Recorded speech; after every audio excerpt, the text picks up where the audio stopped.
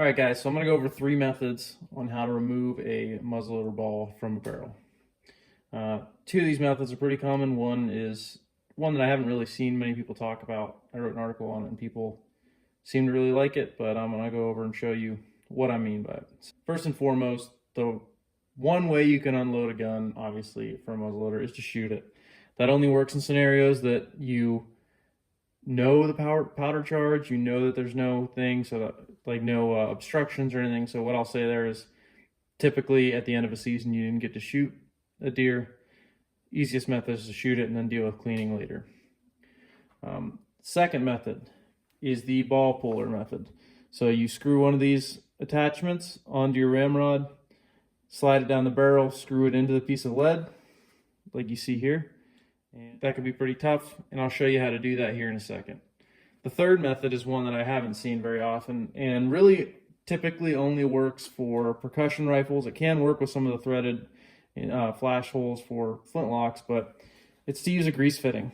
So that method is, if all else fails, which I've had this happen to me once and I needed it, the ball puller wouldn't work, just stripped it out. So I had to unscrew the threaded nipple here and screw in this grease fitting. And I will go into that following the using the ball puller method.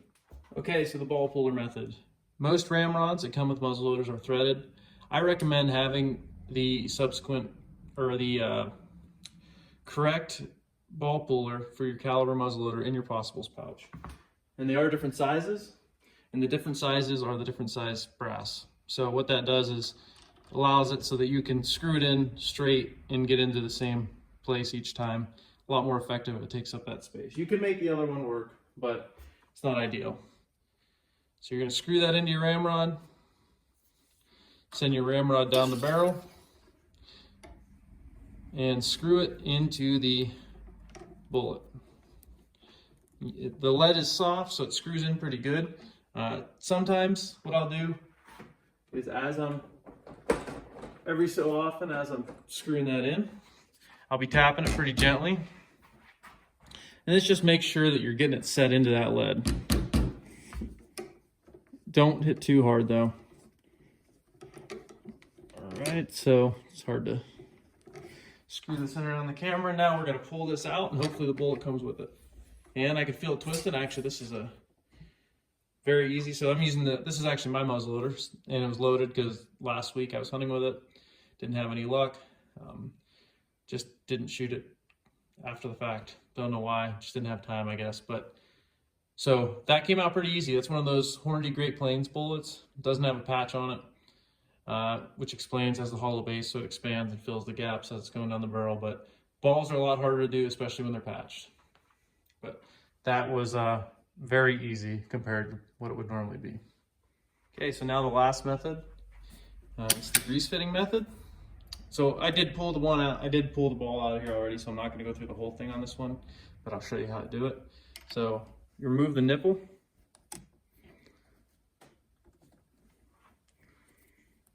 There you go, I'm using the nipple wrench.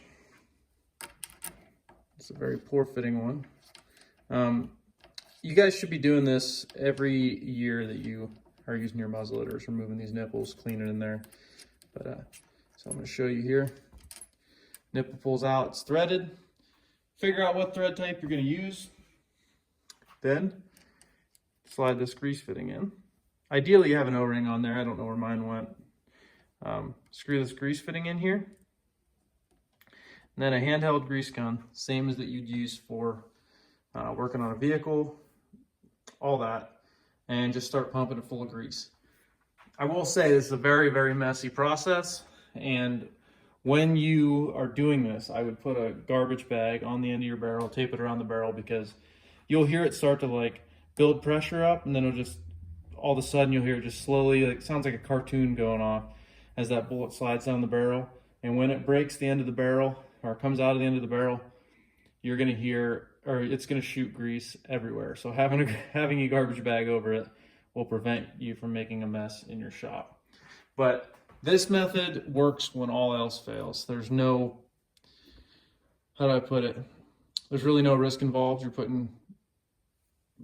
putting some of that grease in there. I would recommend maybe pouring water in that to make sure the black powder is not going to ignite for some reason. But yeah, saturate the black powder. That's the word I was looking for. But yeah, this works when all other methods fail. All right, so quick little overview. 3 ways you can unload a muzzleloader. You can shoot it if you're in known circumstances. You know how much powder's in the barrel. You know there's no double charges, no anything that could cause any issues. 2, you can use a ball puller. Correct size one works the best. Screws into the end of your ramrod. And 3, when all else fails, screw a grease fitting in there and pump it full of grease. One thing I'll note with all of these is muzzleloader and black powder. Black powder is super corrosive.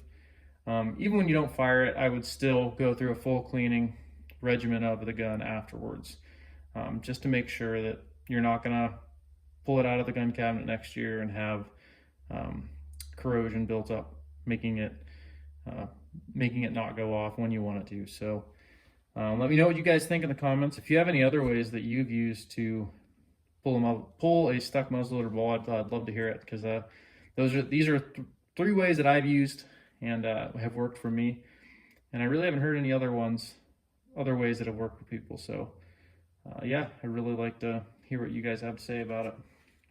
Let me know in the comments. Thanks.